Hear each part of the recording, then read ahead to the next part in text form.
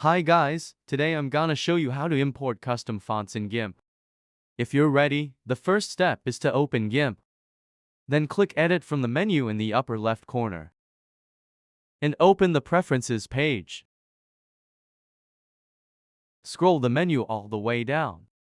And click the button next to Folders to expand the Folders tab. Then click on the Fonts folder. You'll see several directories here. First, click on the top one, then click this button to open that directory. Open the Fonts folder from the directory that opens.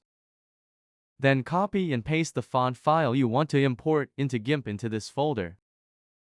Then return to GIMP and repeat the same steps for the second directory.